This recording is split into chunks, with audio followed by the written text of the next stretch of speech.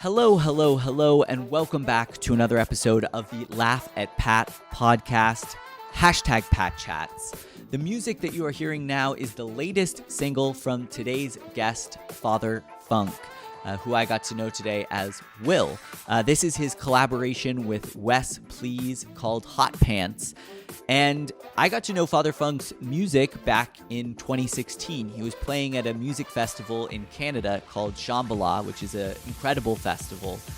And I saw his name on the lineup, and it stuck out to me as a lover of funk music and funk-inspired electronic music. It just looked like something that might be interesting. And one of the beautiful things about music festivals is it's a great way to discover new music. And so I left my friends back at the campground and went in early to the Fractal Forest stage.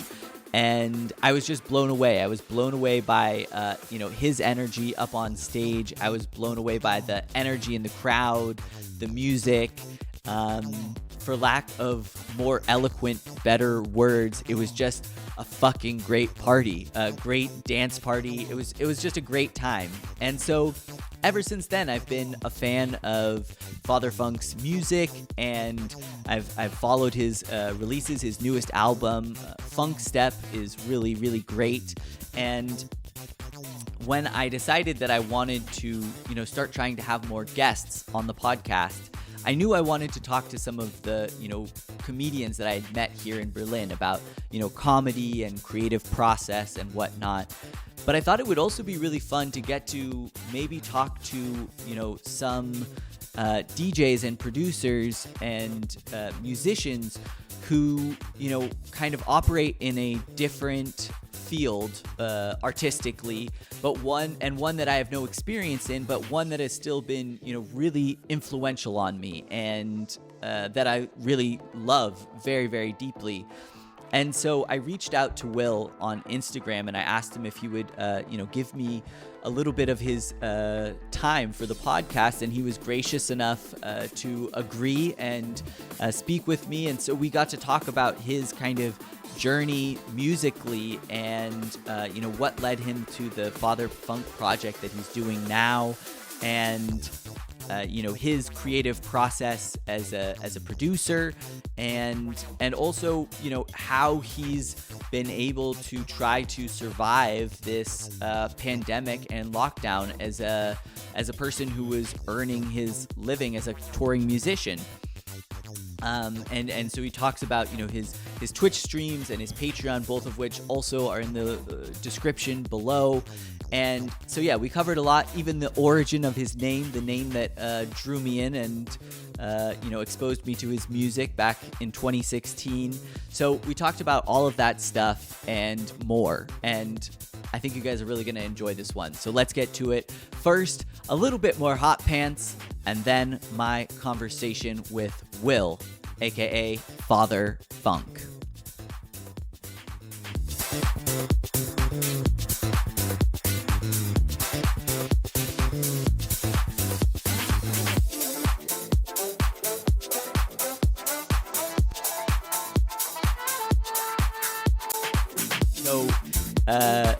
Yeah, this is a huge pleasure for me to get a chance to talk to you. I've been a fan of your music for a few years, and but to start, for anyone who's listening who hasn't discovered your music yet, can you tell us a little bit about yourself and also where you grew up?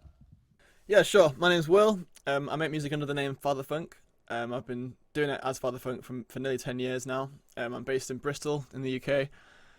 And yeah, I would describe my music as kind of like high energy bass music, but mashed up with like funk, disco, and soul. Kind of like just a combination of all the music that I love, but kind of in the context of electronic dance music.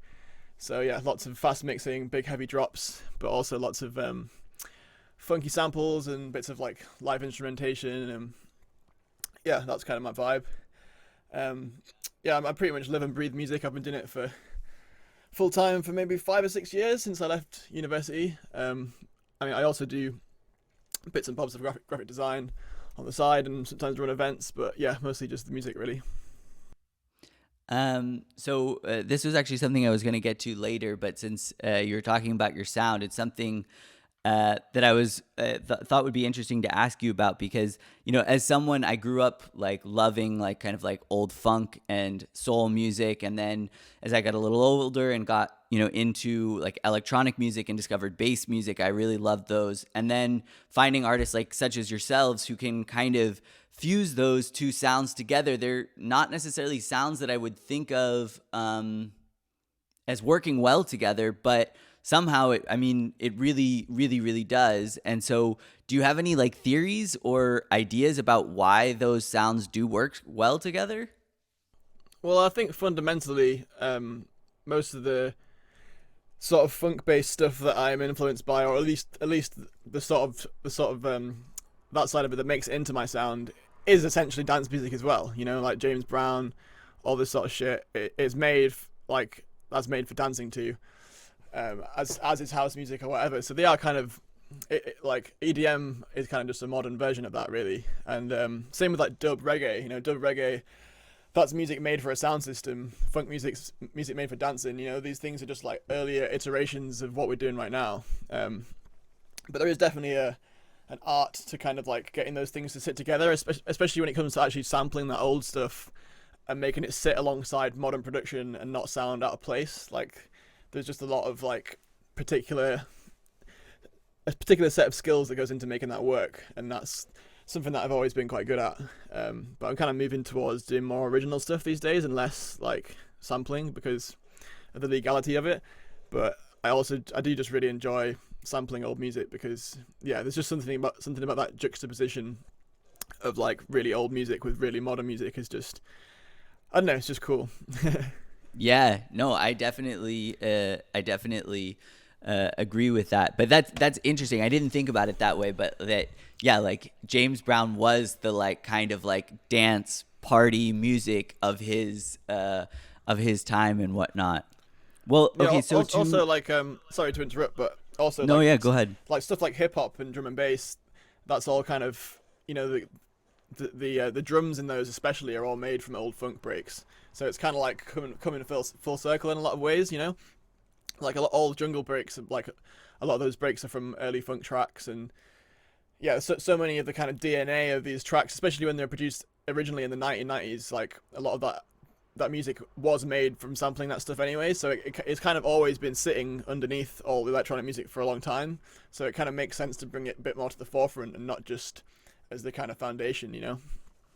Yeah, that's a really that's a good point as well. Yeah, well, so I want to get to a little later to talk a little bit more about like your influences and creative process, but I wanted to kind of start by asking you a little bit about, so did you grow up in Bristol, and what was your connection to music as a kid? Like did you play music? Were your parents musicians or fans of music? Well, yeah, I've only lived in Bristol since I left university, so I didn't grow up here. I grew up in Windermere in the Lake District, which is like a kind of touristy town in the countryside. Lots of like outdoorsy stuff, lots of mountains and lakes, and quite similar to kind of like BC in Canada kind of vibe. And my family aren't like massively musical, but they definitely like had a good taste in music, and a lot of the like handful of CDs we had in the car when I was a kid can like really summarize my taste in music now. There was like a lot of Bill Withers and Billy Joel and Queen, and just good fucking music. And from that I guess I got into playing guitar when I was like 10 maybe. And even from my first guitar lesson I was like writing songs, like writing sheet music, like really really simple stuff. And then ended up I used to play and sing in a punk band from when I was about 12, and then I started playing trombone in a ska punk band. I used to play drums in another punk band. So basically a lot of my teen years was like punk, but mostly punk and ska punk. I still listen to punk and ska punk more than anything else right now, like 10 years later still. But I think I got into electronic music when I was about 14, but that was more kind of like Aphex Twin, Square Pusher, weird stuff like that. So I was kind of making electronic music. I wasn't making like drum and bass, or I was just making electronic music, just making weird shit. And then when I got into sort of Netsky and High Contrast and like Hospital Records, kind of like musical drum and bass, when I was around 16, that was kind of my gateway into electronic music. I guess also through like Enter Shikari as well. Like, I don't know if you've heard of Enter Shikari, but like I haven't. Yeah. Sort of like heavy metal band, but they incorporate a lot of rave elements. So that Okay. kind of like, yeah. I just really like the theme through all of these genres of music is like a clash of styles. You know, like ska and punk. What I do now is like funk and bass, and then like metal and rave. I just really love stuff that like clashes two different sounds together and like creates something new. Like that's always just been my vibe. Yeah, well, I mean, that makes sense. You definitely hear that in your sound as well. So I just have to ask out of curiosity, how did you just like, because you just kind of slipped in like the drums and the guitar in the punk band. I can kind of imagine how you come to that, but how did you come to like messing around with trombone in a ska band? Like that doesn't strike me as something that you just kind of like, oh yeah, my friend had a trombone or something. I mean, just like from getting more and more into ska punk music, it was just like it just felt like the logical progression. Like I was already playing drums and bass and guitar at that point, so I could play every instrument in the music I was listening to except for the brass, you know, and like the trombone just seemed like the most fun option. And yeah, me and my friend picked up at the same time and sort of learned together. I'm not particularly good at trombone, but yeah, it was just another, I don't know, just a fun thing to have. And I think also I learned a lot from, because basically I joined a band that didn't have a brass section, and I was the first brass instrument in the band. So I basically, if we played a gig, I couldn't just write like brass parts for every single song overnight. It was like a lot of it was just improvising a brass part every gig until I worked something out. So it really kind of like taught me how to improvise like catchy riffs and melodies, and like I think that's probably helped me like write bass lines and stuff as well, because certainly in my kind of music the bass line is kind of a riff, and is kind of, it sits in the same space that a horn part would, if you know what I mean. Yeah, I think totally. it was kind of a bit of a boot camp in a way, like working in a ska punk band and having to stand up there and pretend that I'm playing exactly what was supposed to happen when really there was no horn part written at all. I just had to like make it up on the spot. So, yeah. Yeah, that definitely helped. Yeah.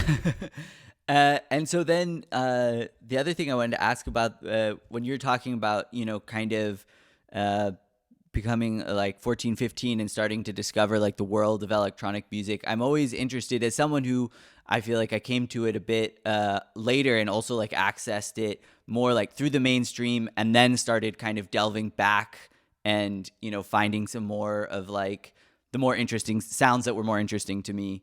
I'm always interested, like, so how did you, you know, discover that? Was that something that was, you know, like on a local radio station? Was there a friend's older brother? I mean, There's a few different things. I mean, like, I think originally Aphex Twin and like Square Pusher and stuff, that was put onto me by like a relative who was like quite a bit older than me. He was like, I don't know, at some kind of like family gathering, we would always get together and sort of share music, and it was kind of him sort of imparting some musical knowledge onto me. I'm pretty sure that was the same guy that showed me Fruity Loops as well when I first started playing around with that. So yeah, that was just kind of like some older family friend. But I think also a lot of it came from like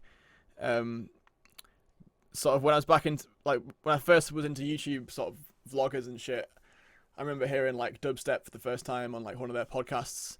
And I think dubstep was one of the first kind of like genres that I heard that was, because I kind of got into it just as it was kind of blowing up in the UK, but I was kind of too young to be going out and listening to it in the clubs. But it was still like, that was kind of the first time I was like, oh shit, like some guy can just make a tune in his house and become successful. And, you know, that just obviously really appealed to me. And I think up until that point, I'd been like working in bands, you kind of like, you have to rely on everyone else to like show up to the practices and be motivated and all this shit. And I was just like, I don't know, even at school, I've always been the one that worked the hardest, and like, I don't know, in a lot of ways other people were taking credit for work I was doing or whatever. And it was just nice to know that there was a path I could take where I was just totally going to rely on myself and just do my own thing. And as much as I miss and love playing in bands, yeah, I think that's what really got me really, really, really deeply into music, was when I could just like fully focus on it myself, you know? yeah, that I totally like also kind of that resonates with me, that I think when you're trying to do something creative, sometimes like if you're trying to get other people organized and you're the main person who's like, no, I really am passionate about this and I'm trying to like make it go somewhere, and the other person's like, yeah, but like some of our buddies are grabbing beers in the park, and you're like, yeah, but we made this time to do this. I can imagine how Yeah. that would be freeing then, to just be able to be in total control with producing. So when did you start making the jump to like writing just your own music and like messing around with that kind of thing? Well, I was writing and recording my own music from the age of like 12, 13, maybe a bit older than that. Like I sort of played in the band for a bit, and then I started learning how to like record my own songs in like GarageBand, and I used to like. There's actually a YouTube channel on YouTube somewhere with all my old stuff that I can't get into and delete, but I'm never gonna tell anyone what it is because it's fucking embarrassing. But I was like, yeah, I would like record the bass, record the guitar, program the drums, sing, play trombone, and do like ska punk songs and videos. And then like, I guess the more I got into producing, recording the songs, the more I got into the production side of it, as opposed to the like, yeah, the writing side. I don't know about the writing, but yeah, I just got really into using the programs, and like getting deeper and deeper into it. And yeah, when I started to be able to do dance music, I wasn't having to rely on like, I'm not the best singer or the best guitar player or anything, so it's nice to like not have to rely on that for my music to be good. Yeah. And so then like, what is the kind of progression when you start like messing around with like, because obviously like you were playing shows and stuff with these bands, and then you start messing around like making your own music. At what point does it start to kind of morph into the beginnings of like what you're doing now? Well, I think for a long time I was just kind of making beats, and I never really thought about it as like playing those out. I mean, I started DJing. I used to do parties and stuff for a while because like, I don't know, when I was like sort of in sixth form, sort of like, so I guess like late high school, when I was like 17, 18, when people had started to drink and we would go to parties and people would just play like the worst shitty chart music, and like, I don't know, I just couldn't. I'm just one of those people that I just can't tolerate that shite. Yeah. And like, I'm not being a fucking asshole when I say it just sucks, a lot of it.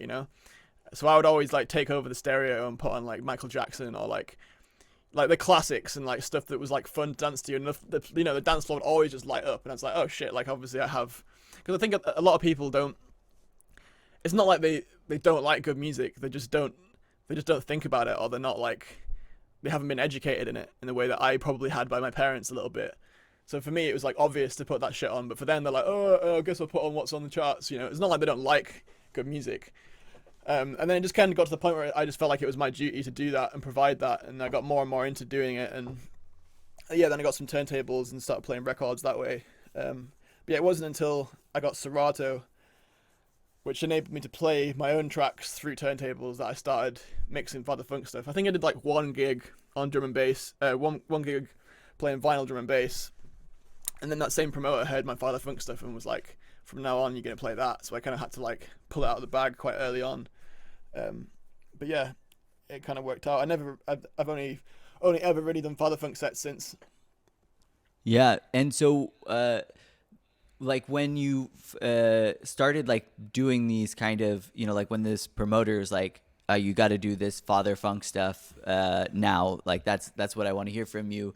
Was that nerve wracking? Or I guess I'm just, like, so for just to give you a little background, like, like I do, I'm like, kind of amateur stand-up comedian, and it's like I really enjoy performing, but it also makes me like nervous before I go on, and I'm just always interested for someone like yourself as a musician, what that feeling of performing is like, because you're creating an atmosphere and a party, but I would imagine you still want it to go well. So could you talk about that? Yeah, I mean, I guess over time, like I don't like, obviously originally I was probably a bit nervous to do it, and I'm glad that guy gave me the push, to like, maybe if he hadn't pushed me to do that, I never would have got around to it, or like had the confidence to do it. I don't know, but For me, these days, I love performing. The only thing that I really get nervous about is like things working, because Serato has lots of boxes and cables, and like, I'm more scared of like shit. What if something goes wrong? I'm not really scared of like, I know I'm gonna smash it, and I know I'm gonna enjoy it. I just get nervous about the stuff outside of my control that maybe will go wrong. That's what makes me scared. But I do hold myself to a very high standard, and I do get quite, I don't know, if it looks like things aren't going to go right, then I can get quite stressed out. But I think you kind of have to have that, otherwise, when you put that much pressure on the situation, when it works out, it's just the best feeling ever. Like something like playing at Shambahala, for example. I'm obviously like shitting bricks about it for a long time, and I'm like building up to it so much, and I'm like there, like, oh, and then when it finally happens and I just smash it, it's just obviously the best feeling ever. Whereas if I was like, yeah, whatever, it'll be fine, then I don't know if I would have the same level of fun. Like I'm just like on cloud nine, and it's the best feeling ever. Yeah, yeah. So since you mentioned Shambhala, that brings me to something else I wanted to kind of ask you about, which is in that same vein of performing. Do you have a memory of like a show that was kind of like I don't know, like a like I can't believe I'm here moment, and or do you have a story of like a show where something went like really terribly? Well, the first thing that comes to mind when you say a good moment is probably just the first time I did play Shambhala, which was I think 2016. Because I mean, really, like I started fatherfunk after hearing Sticky Bud's Shambhala mix from like 2011. And that was the first time I heard like quote unquote ghetto funk, like mid tempo breaks with like funk samples and hip hop, and I was like, whoa, this shit's awesome. So for me to play that exact same stage 5 years later, it's pretty fucking crazy, really. Like going from never having heard that music or made that music before to like playing the Fractal Forest is pretty crazy. So yeah, that was definitely one of those moments. I'd say also like maybe Glastonbury, which might have even been the same year, or was that the year before? I don't know. 2015 was a pretty. 2015 and 2016 was yeah, I think it was 2015 where it was the year before I played Shambhala, but I played Motion Ocean, so it was my first Canadian set. So yeah, I graduated university, moved out of my house, and basically just didn't have a house for like the next 6 months, and just went to festival after festival after festival. Played in Canada, played at Glastonbury. So that was a pretty crazy year. Was that when it comes to, I'm always like that must have been such a like, was that a surreal experience to go from being like kind of a student to suddenly, I mean, to me that sounds like living the dream. I mean, you're going to all these different festivals and stuff, and also like, what are the mechanics behind that? Like, how does that happen? Did someone like approach you and is like, oh, I can help you get booked at these shows, or how does that part of it work?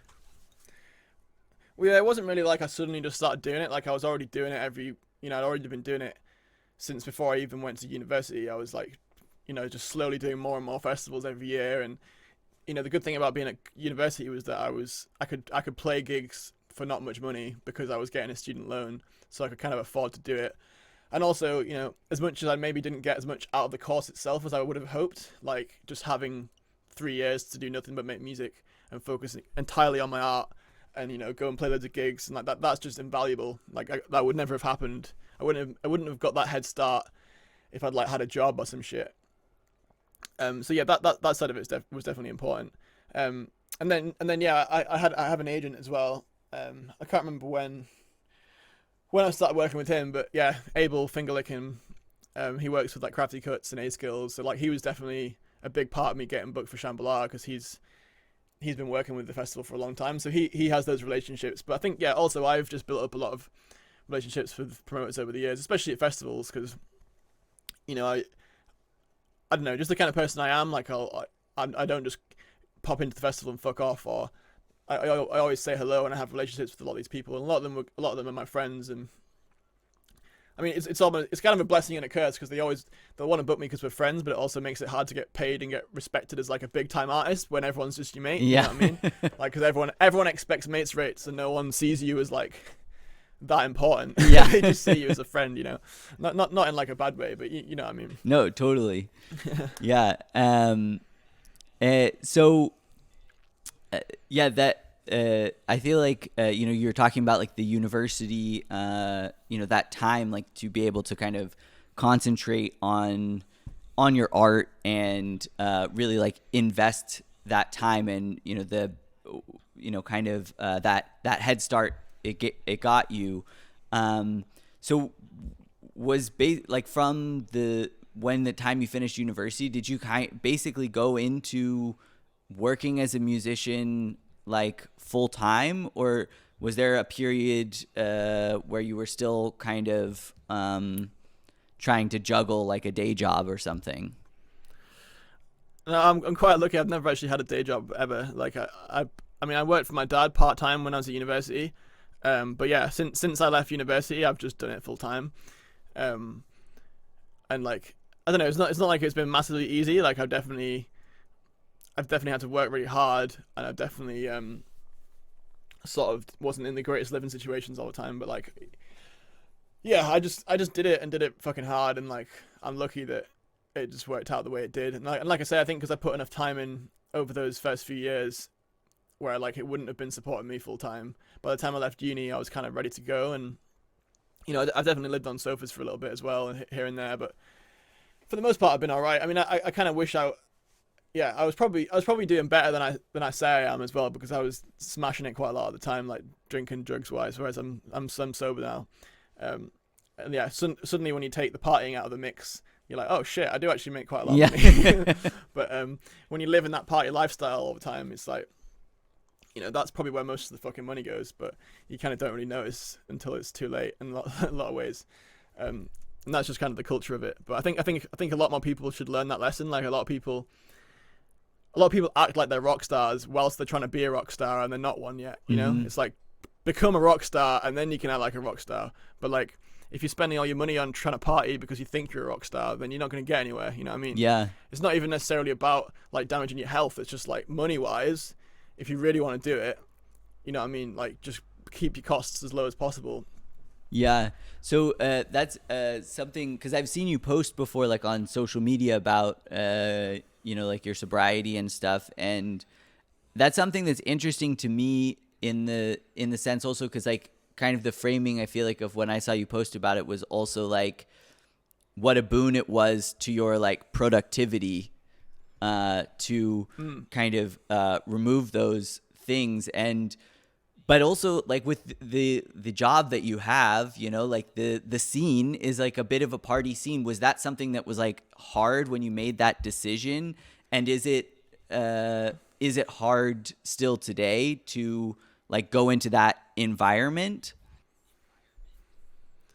It kind of is and it isn't. Like, I kind of deliberated over it for so long, and it was like in the back of my head for so long that like I knew that I would be better off going sober, and I knew that it would obviously help me productivity wise, it would help me mental health wise, and like I say, it would help me keep my costs low, which would make it much easier to survive as a musician. So when it finally came to me going sober, it was kind of just a no-brainer, and I didn't really find it that difficult, because it was just the obvious thing to do. And also, like, I'd sort of seen the ups and downs of it all, and like I've also I've partied hard for so long, and I've been to so many places and so many festivals and been in so many messes and so many situations where it's like, I've kind of lived that life in a lot of ways. Like, sometimes I kind of think about, it'd be nice to go back in some ways, but then also like most of the good sides of those moments, at parties, like you can do that sober anyway. Like, I can stay up till like 3 or 4 when the party's been kicking, and then it's the bit in between 3 and like 12 the next day when everyone's just in the kitchen doing cocaine. It's like, I'm not going to be at that part, but nothing gets done in that part anyways. You know what I mean? I can go home, have a nice sleep, and wake up the next day feeling great and do some music. So yeah, I didn't struggle with it too much. But then again, I have been quite lucky in that I haven't, because of lockdown, I went sober maybe, I don't know, a year ago in like October. So I guess like, I don't know, what's that, like 16 months or something, maybe a bit more. So I haven't actually done a festival season fully sober yet. So yeah, I mean, it's not really difficult in the sense of like I want to get on it. It's more difficult in the sense of just like, it's hard. Some people just struggle being around someone that's not getting on it because of their own issues, which is interesting. And also just, you have more social anxiety when you don't have a social lubricant to sort of help you in those kind of situations. That those are the parts that are hard. It's not so much that like, oh, I really wish I could do drugs. It's just like I just find it harder to speak to people, and being around new people is difficult. And then you don't really realize how many coping mechanisms you have until you take them away. Mm-hmm. Yeah, no, definitely. Well, so just what like on that for one more thing, but also like that the what really interested me about that is like the also like the obviously it's like for health and mental health, that's those, like I think being sober is like a good decision, but I don't know, for someone like myself who I enjoy having some beers or like having a party, but it's never been something that I feel like has really been like totally detrimental. I do also see though that I'm like, maybe I could be more effective, if I didn't have that in my life. So could you just speak to a little bit more about like the productivity part of that? Well, I mean, yeah, because that's ultimately what it comes down to for me. It's just like I just want to get more out of my day, and I want to achieve my potential. It's not so much like, I hate drugs, or I was going down a bad path or anything like that. I think really I was quite a functioning alcoholic, and I could definitely handle my shit. I wasn't like a mess or anything, but yeah, it just comes down to like being more productive and like having more brain power to do the things that are important to me. Because when you like when you're in the kind of career that I am in events, it's like you're kind of almost expected to get on it all the time. And like when you're getting on it all weekend and traveling all the time, and then like maybe you get on it midweek as well, there's not really much time left to actually do the art. And like you have to be in a very specific headspace, or at least be vaguely healthy to be able to like consistently produce good art. At least I do anyways. And yeah, I was just sick of fucking feeling like, I wasn't doing enough of what I'm good at doing, which is making music. I even feel like that now, just because not having gigs, I feel like I'm struggling to make enough money, so I'm like taking on loads of little side hustles, but I'm just kind of constantly trying to having to remind myself of like making music is the most important thing for me to do, and to focus on that. And yeah, for me, going sober was just a good way to kind of focus on that. I've also just, from the back of that, I've ended up reading loads of books. Like I must have read like 50 or 60 books since I went sober about productivity and spirituality, and like I'm just trying to like just become the best person I can be now, rather than just kind of going through the motions. And now it's just kind of become a whole different quest of like, finding some self-esteem in myself, and trying to get in good shape. And just like the more I get into it, the more I realize I have more to learn, but the more exciting it is, the prospect that I can be, a better person, and I don't know, just have a more fulfilling life. Yeah. And I mean, ultimately, like with those things, it's like, I don't know. It's funny how twisted the world can get when it's also always so simple as just like, it's like about being happy and like feeling your best. And so it's like, if you can take the time to invest in those things that can help you be happy and feel your best, it's like, it's always worth it. Speaking of Totally. like, kind of your art and stuff, I did want to ask you like what your creative process looks like. Do you set yourself a schedule of like, I mean, obviously now during lockdown, it's a little bit different, but do you set yourself like, okay, every day I am going to commit to being, this much time? Or are you more like you find inspiration and then you get lost in that idea for a little while and then you take some time away? What does that process look like for you? It's kind of a bit of both. Like I'm trying to develop a daily practice, like, because I used to be way more on it with that, just making music all the time, especially when I was at college. But like I say, now that it's with COVID, it's kind of like, because my income seems so like uncertain, and most of my income's coming from like Twitch, and Patreon, which kind of relies on me having a quite heavy social media presence. I end up getting swept up into focusing more on that side of things. Like if I schedule my day, it tends to be all around stuff like that, and I often forget to kind of like fit in the music, because the music is not like essential. You know, it doesn't feel as essential because it's just an ongoing thing.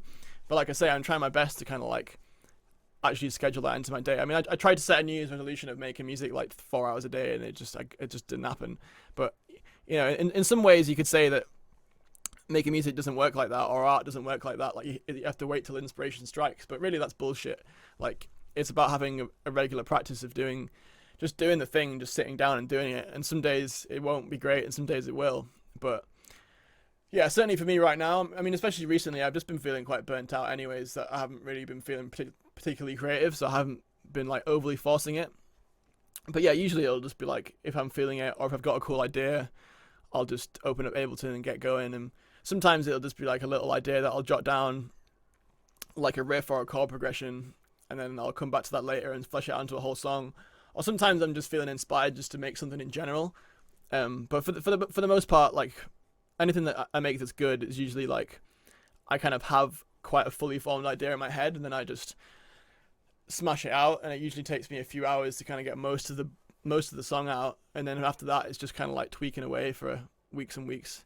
But yeah, I mean, like my album I put out last year, Funk Step, that was very much just like, that was like 2 or 3 weeks of just solid making music, because I was really inspired at the time. Like when lockdown first hit, I was actually just like super in a good vibe and stoked to just finally make some music, because I hadn't had that time before. But then now it's kind of like, that's just life now. Yeah.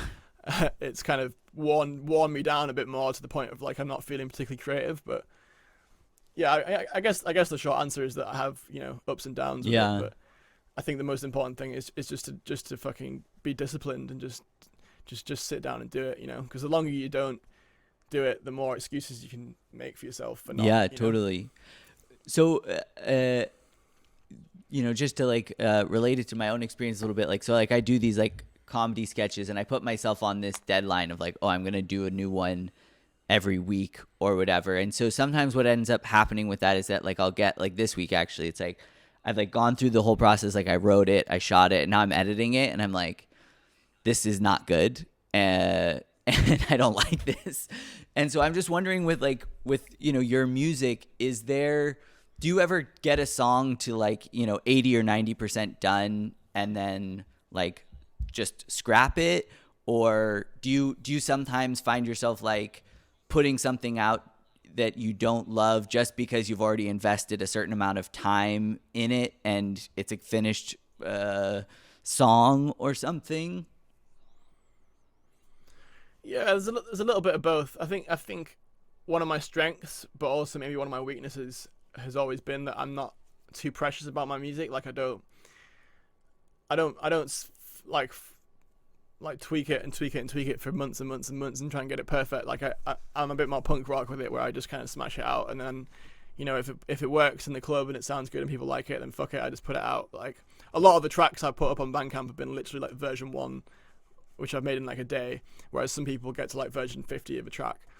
But that does mean that by now a lot of those tracks I listen to and I'm like, oh shit, I could have made that better. But it's like, you get better by making more things. You don't get better by trying to make the old track really good for years. You know what I mean? Like, I think the real progression comes from just finishing stuff and getting stuff out. But yeah, I mean, there's definitely some stuff where it's more of a case of like, I'll finish something, and then because I didn't put it out at that time, a year later I'll listen to it and I wouldn't put it out now, because the music I'm making is better. And that's just the constant battle of being a producer. Like, it's not just that your skills get better, but your ear gets better. So I can hear how shit my old stuff sounds now, you know? And like, if anything, that's been something that's held me back a lot as well, is like just hearing that a lot of the music I've made in the past doesn't sound as good as I would like it to, and therefore thinking that, you know, my music will never sound that good. But really, that shit just comes from practice. You just have to keep doing it. But that's one thing. I mean, I did just recently invest in, like, I've got some big acoustic panels in front of me here that my friend helped me build, and so yeah, I've been investing in getting my room to sound better, because that's usually the cause of like stuff sounding like shit, is if you're just not in a good enough room. So yeah, when I first kind of started having that existential crisis of like, shit, my music sucks, I was like, okay, well, what is it going to take for me to make it sound better? It's like, I need to just invest in my listening environment, and that's what I've done. And since then, the music I've been making has been like 10 times better. So I wish I did that sooner, but yeah, at the end of the day, it's just about fucking getting it done. And yeah, there's definitely some stuff which I wouldn't put out, but also there's a lot of that stuff that there's tracks that I don't really want to put out because I don't think they're that great, that loads of people are always asking me for all the time. And like, when are we going to hear this track? And it's like, when it gets to that point, it's like, fuck it, just put it out, man. If Yeah. someone wants it, it's not always about me. It's not always about me. Art isn't just for me. It's certainly dance music. You're kind of providing a service in a lot of ways. And there's not really a day on Twitch that goes by where I don't hear someone play one of my songs. And even if it's something that I hate, it's like someone's fucking loving Yeah, it. totally. So like with that, kind of talking about the creative process and stuff, is there a phase or a part of like writing a song or making a song that's like either your favorite part or your least favorite part? I like, for example, for myself, it's like when I'm making a video, it's like I really enjoy writing and editing, but it's like the shooting part I always am like putting off. Like I have 10 sketches that I wrote, but it's like, I gotta get the light, set up the camera. Like that's the part that always is holding me back. Is there something like that for you within songwriting? I think my favorite part is definitely when you just like you have that idea and you're just in the flow and you're just smashing it out. I think that's the best part. I think it's the kind of like trying to get that from like where it is to the finished product that's usually the hard part, because it's just a lot of tweaking and like I say, I used to be a bit less precious about that part of the process, but now I do try and spend a bit more time to make things actually sound good. But yeah, I feel like if I could just make the track and then someone else finish it off, then maybe maybe I would be stoked for that. And also, like I was saying before, also I think just getting myself to sit down and do it in the first place can be, that can often be half the battle. I think especially right now, because I think, when I was playing gigs all the time, you come home from the gig and you're just stoked to make music, or you've been to a festival and you've seen all this great music and you're just so inspired. And, like I haven't even been in front of a sound system for fucking like a year. Like, so being inspired to make sound system based dance music is kind of, it just doesn't really happen. Like I said, I've been listening to mostly punk and stuff. So I have actually been writing more punk stuff recently, because that's just what's going around my head. So it's kind of harder to kind of like sit down and write dance music when I haven't actually been for a dance in like a year. Totally. You know what I mean? Yeah. So that was something else I wanted to ask you about, and I mean you already kind of touched on it, but this that it's been a problem in the pandemic, but this problem of kind of like balancing like the art versus the marketing. And I mean, of course, now you're in a situation, as a, I imagine as a musician, it's like you make a lot of your money from touring and stuff. So you have to focus more on these other revenue streams. So it's like, yeah, like how do you find that balance, or what has worked for you with that so far? I'm still learning, man. I still haven't found the balance at all. Definitely. Like, yeah, I kind of, so far it's kind of been like one or the other. It's like either I have to really neglect my social media and making videos and all that stuff and just go full into the music, or I have to really neglect the music and go full into that. It's like I'm finding it really hard to have like a balance. But yeah, I mean, right now, starting this next couple of weeks, I'm trying to take a bit of time off, sort of social media and that side of it, just so I can focus on music, because I just think it's been too long since I've actually had a really good flow with making music. So yeah, I mean, it is a constant battle, and it's really easy to justify not making music when, Patreon and like my lessons and that's the stuff that's making me money. But just because it's making me money today, it doesn't mean that making the music is still the most important thing, because that's what got me all these gigs and got me here in the first place. But I think, like I say, when there's the uncertainty of having no gigs, it's easy to focus on whatever makes you money the quickest. Whatever like sorts me out today. See, it's obvious that becomes the priority. But yeah, and I just, like I say, I'm just constantly having to remind myself that making music is the most important thing.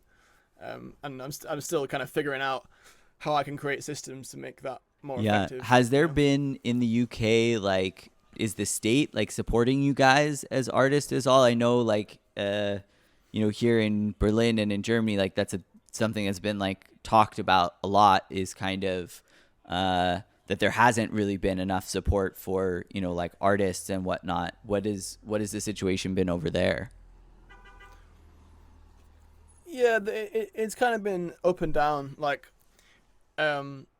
Yeah, when initially it was really good, and that's kind of why at first I was like, sweet, awesome, I'll just make loads of music, because they were giving us like, they would give us like big chunks of money that were like meant to last us 3 months. That was like 80% of our average income from 3 months of Mm-hmm. last year or something like that. So like, so that was okay, and also universal credit was another method of support we had, and also Help Musicians UK, a charity, has been helping me out as well. So there has been lots of different kinds of support, which has been cool. But I mean, as you would imagine, they're kind of slowly trying to strip those away from us because they want things to go back to normal, but they're not. And it got to the point at one point where they were kind of threatening to take away my universal credit support if I didn't start looking for a job. And I was like, I've got a job, like, you know what I mean? I work all the time, I'm working hard. And that was when I kind of had to put a bit of a plea out, and I set up my Patreon. I was like, look guys, if I don't set up this Patreon and it's not successful, I'm going to be forced to look for a job, or I'm going to be fucked, kind of thing. But yeah, lots of people heard that cry for help, and Patreon's pretty much been my kind of main source of income since. I mean, Twitch really helps as well. But yeah, I mean, the short answer is that we did have support, but they're slowly trying to take it away from us, really. But we've definitely been more lucky than a lot of people have in the world, I think. So it could be worse. The Patreon and Twitch thing, like, how did you obviously, so they were threatening to take away your aid, but was that something that like some of your other musician friends were also talking about? How did you decide to kind of like go that route to bridge the gap? Well, Patreon's always been on my mind as like a potential thing to do, but it was just, I mean, as we were saying before about how it's kind of a job in itself, I was kind of like apprehensive to get it going because I knew that it was just another thing I had to focus on. I'm trying to make music, I'm trying to do YouTube, I'm trying to do Twitch, I'm trying to do Patreon. It's like there's just so many fucking things, and I just didn't want another thing to have to take up my time. But really, once I got going with it, it was like, okay, this doesn't have to be as much work as I think. Like, and also there's a lot of people that are just happy to support regardless. Like one of my tiers is like $3 a month just to support me. You don't really get anything out of it, and there's like 20 people on that tier. You know, there's plenty of people out there that are up for helping out. And I think, I don't know, the nature of my kind of like relationship with my fans and my audience has always been quite honest, and I'm always just quite straight up about how I'm feeling and how things are going and asking for help. And you know, I'm not like begging all the time, but when I need help, I'll ask for it, and people are usually happy to help, which is awesome. And yeah, I don't know, I've not really seen that many of my other friends doing as much as I'm doing. And I don't know if it's because, I don't know, maybe I'm just greedy or something, but I don't know, I'm just trying to hustle as hard as I can right now because I feel like what else is there to do? Like, I mean, I'm obviously making music, I could be doing more of that, but yeah, well, there's no gigs, I might as well be like saving and learning and sort of setting up these systems that allow me to not rely on gigs, because really I should have had that set up before. You know, we can't always rely on events, and yeah, it's just nice to know that even if events never come back, I can still be okay. Yeah, you know what I mean? I was gonna ask, like, so to my understanding too, one of the tiers of your Patreon is also that you kind of do, like, you teach like aspiring producers like some of the tricks and stuff that you've learned from your like productions and stuff. Is that fun to kind of like pass on some of that knowledge? Yeah. I mean, there's a tier where I kind of like do more kind of like video tutorials, which you can just view back and sort of give away stems from my tracks and stuff. And then there's a tier above that where I actually teach one-on-one lessons. And yeah, they've been fun. I mean, there's definitely a bit of kind of like, what's the word, imposter syndrome that comes in where I'm like, am I really qualified enough to be teaching these people? But I think what's cool about doing it through Patreon is like, I'm not teaching the world how to make dance music. I'm teaching my fans how to make music like me. And the only person that can teach that is me. So, you know, I have to kind of remind myself that sometimes, because they're not asking for me to teach them everything about music ever. They just want to know how I do it the way I do it, and obviously everyone has their own approach. So yeah, it's definitely been fun to delve into that, and it's been cool to sort of hear people be so stoked about it as well. Because there's a lot of stuff that I know that obviously I take for granted because I've known it for so long, or it's just a part of my process. Um, it could just be one sentence in one of these videos, and it just, for some people, that really blows their mind and kind of unlocks a whole new world of potential, which, that's what it's all about, really. I've always enjoyed teaching and sharing and working with other people, so it's nice to be able to do that and also be kind of like making money from it as well.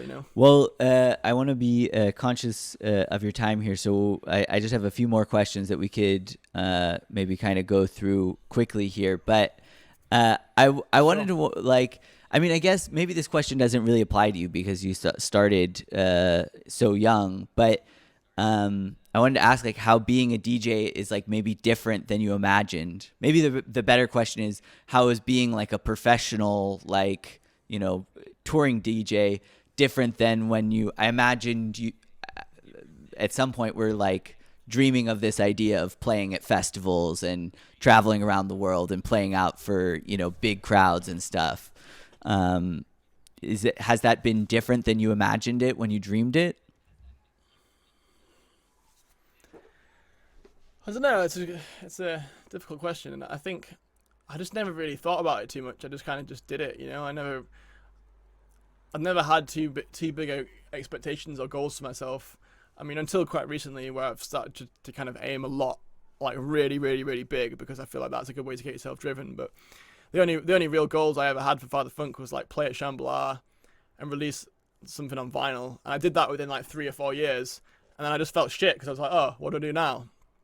So I've never kind of like thought about it too much like that, because I feel like expectations aren't always very healthy. Like I say, often you can just be let down because it wasn't what you hoped it would be, or you don't get there, and then you feel like shit. But one of the main things that has definitely been quite surprising, and one of the best things about being a touring musician is just like the relationships I've made with fans and fellow DJs and a lot of the people that I looked up to and that inspired me to do it in the first place, that are now just really close friends of mine. And like, I don't know, I guess I kind of thought about it as it would be like me and my friends, and then I would go and DJ and I would meet big DJs and their friends or whatever, but it's more like we're all just friends as DJs, and like all of my peers I really respect and I really love their music, and like, if anything, when you first get into it, you're like, shit, what am I going to say to Featurecast or whatever? Like, how are we going to, what am I going to talk about? It's like, well, obviously we have all the things to talk about because we're doing exactly the same thing. We make similar music. So we're obviously going to be on the same kind of page. I think that's one of the main things that surprised me, is like how easy it is to become friends with people that you may be held on this like high pedestal, but really they're just cool people, especially in the kind of like funk fam, the kind of Fractal Forest crew and those kinds of people. Everyone's just really fucking cool and sound, and we're all good friends that respect each other. And I'm not sure I could say the same about every genre of music, but I definitely feel blessed to be a part of that. Yeah, that's definitely something I didn't expect to be. Well, I mean, it makes sense. Like, you guys have these kind of big things in common, right? Your artistry and your that process and everything.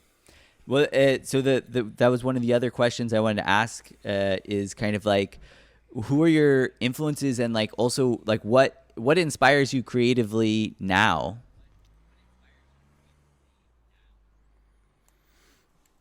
Yeah, I don't know. I kind of go through phases. There's the obvious ones that have influenced my more Father Funk stuff, which is like Sticky Buds, Slink, Featurecast, people like that. But what really inspires me, as well as, like I say, at the moment I'm listening to a lot of punk music, and I'm definitely inspired by the kind of like tenacity and the persistence of bands like Descendants and NoFX that just like did it for so long, and like mostly independent off their own back, and just slowly built up this following and just did their thing. That kind of shit really inspires me too. And then on the other hand of that, there's also people like Dirt Monkey, who's really inspiring me at the moment, the kind of more US dubstep stuff. And also Dirt Monkey just really inspires me in the way that he just kind of like does like this whole lockdown. He's used it to spend time with his family. He's been doing loads of skateboarding. He's like, that inspires me, like his approach to life as well. Whereas like I've been using this time to like hustle and like trying to make money, and I'm just like being a total fucking loser. Yeah. Just, like out there having fun, and like I'm trying to learn little bits from all these people. Totally. And yeah, I take inspiration from anyone and everyone and everything. Not necessarily just the people within my scene that you would expect, but of course they inspire me too. But yeah, I think anyone that's just doing their own thing, and doing it relentlessly and passionately, like those are the kind of people that inspire me. Like I love watching music documentaries, and I just love hearing those stories of like, bands that started out from humble beginnings and just did their thing. And, stories like Green Day, where it's like I don't really enjoy what they're doing right now, but like how far they've taken that from where it started is fucking insane. You know what I mean? Yeah. That's absolutely crazy. And you can't help but be inspired. I love those. I think the story of the climb is always just an interesting one, and the kind of like those humble beginnings, and just a couple friends fucking around, in someone's parents' garage or whatever,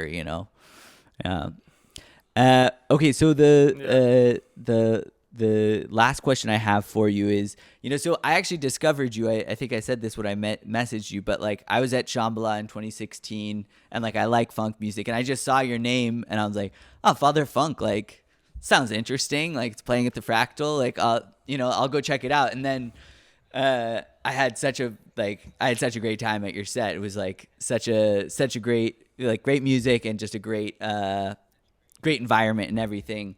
So I was just wondering, is there like any story behind your name, or like where that came from? Yeah, there is actually. Yeah, so it's not supposed to mean like I'm Father Funk.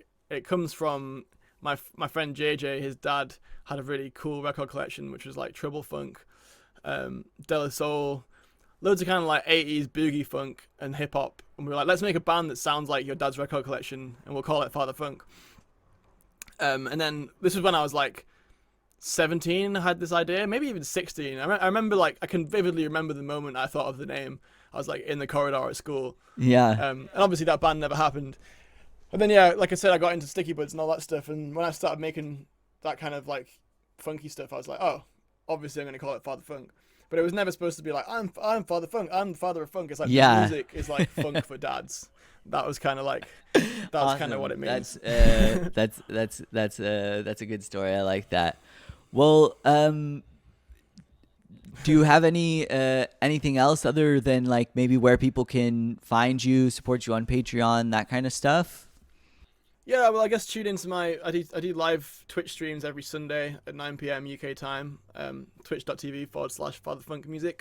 And then, yeah, patreon.com/fatherfunk. Those are kind of my two main things at the moment that are kind of keeping me going. So if anyone wants to support me, that's the way to do it. Twitch is obviously free, though, as well, if you ever just want to tune in. Come say hey.